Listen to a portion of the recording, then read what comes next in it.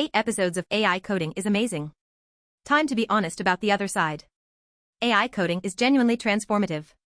It also has hard, real limits.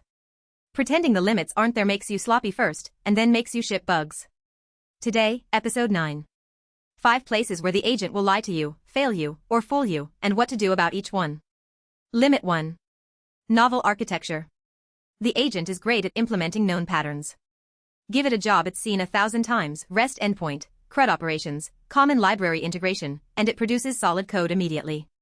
The agent is weak at deciding which approach to take when each option has subtle trade-offs that depend on your specific context. Should this be a queue or a stream? Should we shard by user or by tenant? Should this service own its own database or share one? These decisions live above the code, in the domain of system design. The agent doesn't know your team's strengths.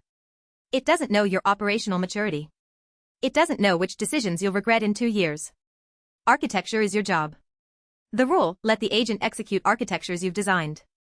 Don't let it design architectures you'll execute. Limit 2. Subtle bugs. This is the limit that hurts most. The agent produces code that looks fine, runs fine, passes basic tests, and contains a subtle bug that bites in production. Race conditions are the canonical example. Code like fetch the balance, check if it's enough, then withdraw.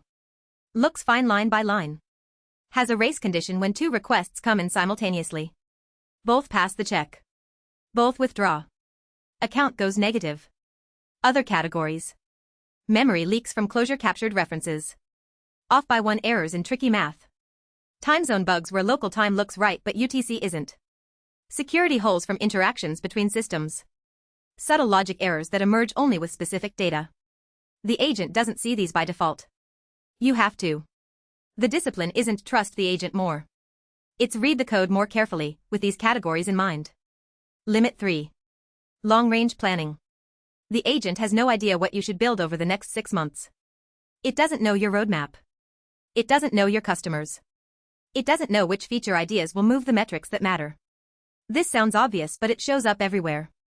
The agent will happily implement any feature you ask for. It won't tell you the feature is a waste of time. It won't suggest the simpler product that would actually work. It won't notice when you're solving the wrong problem. Implementation is execution. Direction is judgment. Direction is still yours, and probably always will be. Limit 4. Taste. The agent can ship working code. It can't tell whether the code will be a maintenance nightmare in 6 months. The cluttered abstraction that works. The dependency that's free now and a trap later. The pattern that scales to 10 users but breaks at 10,000. The naming that's technically fine but reads wrong 6 months from now. Taste is the accumulation of having seen too much code and watched too many decisions go wrong. The agent doesn't have that. Its training data doesn't separate this codebase aged well from this codebase was a disaster. It learned from both. Your taste is the filter. Limit 5. Security and threat modeling. The agent thinks in implementations. Threat modeling thinks adversarially. How could a hostile user abuse this? What if they send malformed input? What if they're authenticated as someone else? What if they're running my code on their machine? The agent doesn't naturally think this way.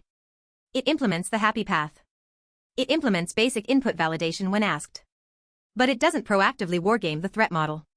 For anything touching auth, payments, user data, file uploads, or external input, you need to threat model the change yourself. The agent can help once you know what to look for. It won't surface it spontaneously. The rule that ties all 5 together. Trust nothing. Verify everything. The agent will confidently produce wrong code. It will sound certain when it's hallucinating. It will write tests that pass for the wrong reasons. It will miss the subtle bug. It will skip the threat model. You won't catch any of that by accepting diffs faster. You'll catch it by reading them harder. The bar 4 merged hasn't moved. Your job is still to clear it.